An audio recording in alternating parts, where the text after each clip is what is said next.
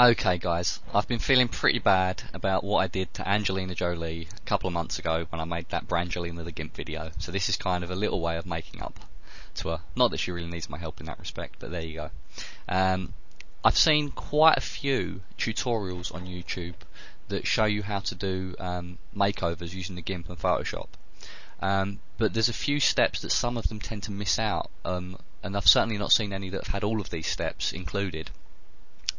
So what this tutorial is going to be is more of a kind of comprehensive look at not just touching up a photograph generally, but how to give a kind of much more polished, highly finished kind of magazine quality.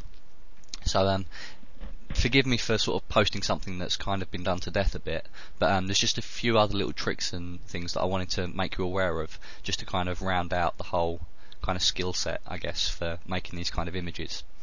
So the first thing you're going to need for this tutorial is a picture of just whoever you want to kind of, get that kind of magazine quality image for. And if you are struggling to find images, then just type in celebrities without makeup and you'll find more pictures than I knew existed of celebrities without makeup. Let's put it that way. Anyway, so that's basically what I did to find this one. And the first tool we're going to use, most of the tools that get pointed out for this kind of tutorial are either the healing tool or the clone tool, or the airbrush using the eyedropper tool. Now, those tools are fine and they do what they're supposed to do, but they're a little bit limited, and the end product tends to look a little bit, well, painted really, because that's exactly what it is. A tool that I've found a lot more useful, a lot more helpful, and usually gives a better effect in the end, is this one here, the smudge tool. So we're going to be using that today. It's actually a lot quicker to use the smudge tool as well, which is a bit of a bonus. Once you've selected your smudge tool, you need to set your rate to 20%. It will normally be at about 50, so you want to just whack it down to 20 because 50 is far too much.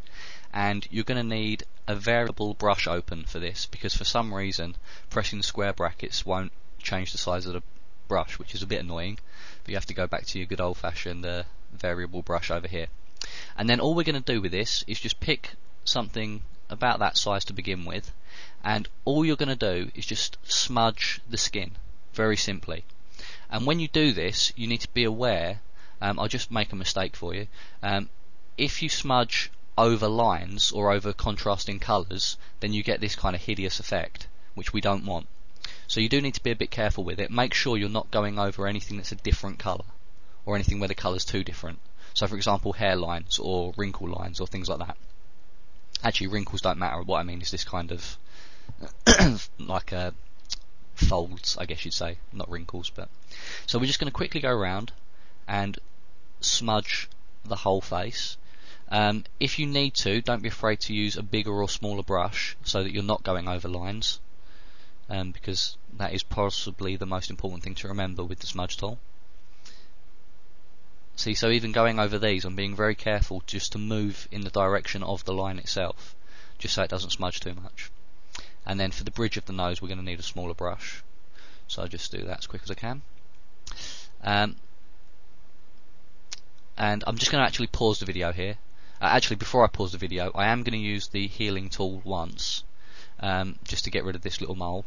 The only reason I'm going to get rid of that mole actually is because if I smudge it, then it will be obvious. So we hold down Control and click on an area that we want to take as our sample, so you can see that's the sample there, and then we just click over the mole to get rid of it. So quite a simple tool. But then back to the smudge tool. I'm just going to quickly pause it and finish off this. Okay, so that's the first bit done, and you'll probably notice as well I've also smudged the hair, which may seem a little bit controversial. You don't have to do that, but I just personally like the effect. So we've got that, and this is as far as most kind of makeover tutorials go. I mean, obviously you can do things like change the eye colour, the lip colour, the hair colour, but I'm not going to go over any of that stuff because that's been done to death. The other stuff I'm going to look at is overlaying other layers. Now, there was a tutorial put up about a week ago by a new user called Photolink, and his tutorial series at the moment is by far and away the most educational, most informative stuff I've ever seen on YouTube for the Gimp. It's very, very detailed, but if you are serious about learning the GIMP, then subscribe to his channel immediately, because they're awesome videos. You'll learn more from him than you will ever learn from me, I promise you. But he showed me, or showed everybody I guess, a very good way to get an excellent black and white image. Now normally I'd go to desaturate, and or you could also go to image and grayscale. But so you go to mode and then grayscale. But the way he does it, or one of the ways he does it, is if you go to components and decompose, it will give you a new image. And we're going to select HSV for this. It will give you a new image, which is the hue, saturation and value separated into separate layers, which, as you can see here, looks hideous. But if you get rid of the hue and the saturation, what you're left with is an excellent black and white picture. So if you're after a black and white picture, this is about as far as I go with it. Just using, do all your healing and your smudging and the rest of it, and then get this kind of black and white image, which is excellent.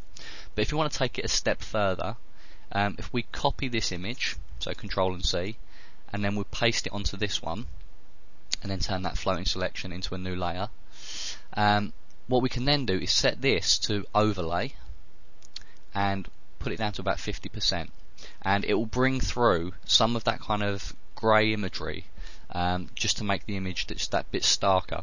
Now for this particular image, I don't think that's the way to go. I mean, you can see yourself, this looks a little bit too gothic, she just looks a bit ill. But on some images that's a really good step to take, but again, that's for your own discretion. But I just wanted to show you that you could do that, really. But I'm going to delete that one. What we actually want from this is a much kind of warmer skin tone, so we're going to do a few things to get that. First we're going to go to colours and hue and saturation, and I'm just going to turn the saturation up a little bit, probably to about 25 or 30, and press OK. And you can see that what that's done is given us just ever so slightly more vibrancy in the colour. And then the next thing we're going to do, we're going to overlay 2 more layers of just block colour, and I'll show you what I mean by that. Actually, we're not going to overlay it, we're going to use the layer mode, but it's not going to be quite set to overlay. Firstly, I'll do it without changing the layer mode so you can see exactly what I'm doing. We're going to choose a nice kind of pinkish colour, just because, I'm a stereotypical man and I associate pink with femininity, I guess. There you go, so we just paste that on there, and you can see it completely obscures the image. But if we set this to soft light, and then the opacity to about 50%, or maybe even a little lower than 50%, you can see it just gives us that kind of ever so slightly pink tinge to everything. And we're going to do that one more time with a skin tone. So for the skin tone, we'll pick something from about here, maybe a bit darker. Yeah, maybe something like that. It's not really a particularly good skin tone, but you'll get the idea. And again, we'll just fill that in over the top, set that to soft light, and the opacity to just under 50%. Actually quite a bit under 50% with this one, I think. And there you have it. There you have the kind of finished quality of the image. You can also experiment with filters. For example, if you go to artistic and soft glow, you can experiment with that, and you can get different lighting effects from that. But personally, I just like to do it all manually, like this kind of way. Anyway, that's the finished image. So I'm just going to merge it all down. So Control M and then merge. And then if I just quickly show you the before and after, this is the image we had to begin with, and after all of my messing around, that's the image we're left with. So I hope that's earned me some good karma points. Got me back in Angelina Jolie's good books, because I'm sure she was angry with me. I do appreciate that she would have been very upset by what I did, and I hope this goes some way to make it up to her. Anyway, I hope you've enjoyed this. I hope you've found a few new tricks to add to your photo manipulations, and I'll see you next time. Thanks for watching.